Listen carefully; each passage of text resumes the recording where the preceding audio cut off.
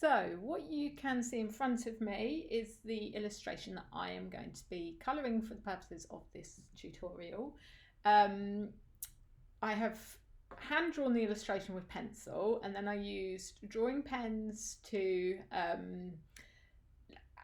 go over the lines to outline the drawing, and rubbed out the pencil, and then I scanned my drawing, and the result is what you can see in front of you.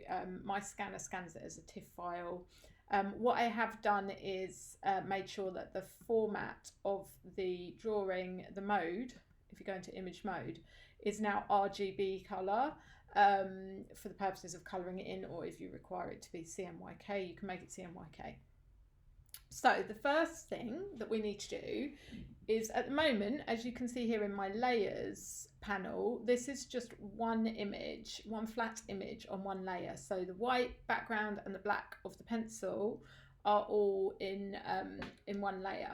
We need to separate them. So we need to basically take those black lines and separate them into another layer so that they are completely separate and have a transparency around them, so we can layer them over our different coloured layers, which we're going to be building up to create the colour for the different parts of the illustration and the characters. So first task, we separate the lines from the background. To do this, we start by duplicating the background layer here because it's locked. So just grab it, drag it down here to the duplicate layer or new layer icon at the bottom, and then we can turn off the other background layer or delete it. We don't need it, it doesn't matter. What we will do, let's stick a color background behind our new background layer. So click to underneath it, and then using this icon down here, which will give us a fill or adjustment layer, click that and choose solid color.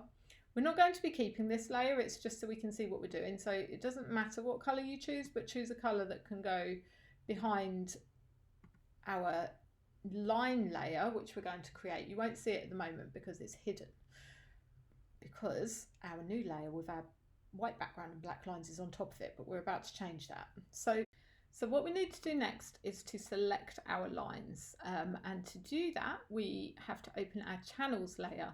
So if you go to Window, Channels, you can see your channels layer down here, and as this is let's move that off my face, shall we? As this is an RGB document, you can see the different channels you've got there. You've got your RGB channel and your red, green and blue channels. So in order to select our lines, we hold down the Command key and click on the little thumbnail for the RGB channel.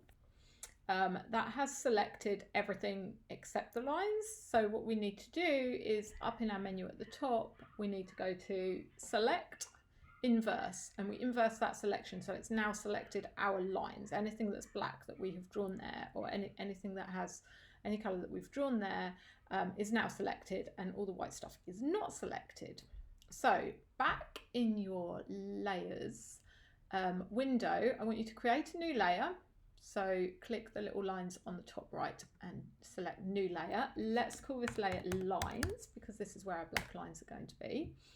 Now, for now, turn off the visibility of the background copy layer underneath, which has your drawing on, and you will see that your selection is still visible above the blue layer that you created. Over here in your tools window, make sure that you have black as your foreground color, and then select the paint bucket tool, and then I want you to hover over your selection of your lines and just click the paint bucket, and then Command D to deselect, and you will see that what we've done is now basically created a new layer with just those lines on and no white background. So we've filled in the selection of your drawing. As you can see, we created the blue layer just so I could highlight to you how that layer has no background. If I turn the visibility of the blue layer off, you'll see that we now have the lines on a transparent background, or we could change the blue background to any colour, and you can see that through the lines. And we are going to utilise that ability in order to colour in different sections of our illustration. But for now, that is part 1 done. We have a separate layer with our lines on. Make sure you save this now. Like, don't make the mistake of losing your work by not saving it. So save your document as a PSD so that it's a layers file. That's really important. Save it as a PSD, because if you just save it as a JPEG, you will lose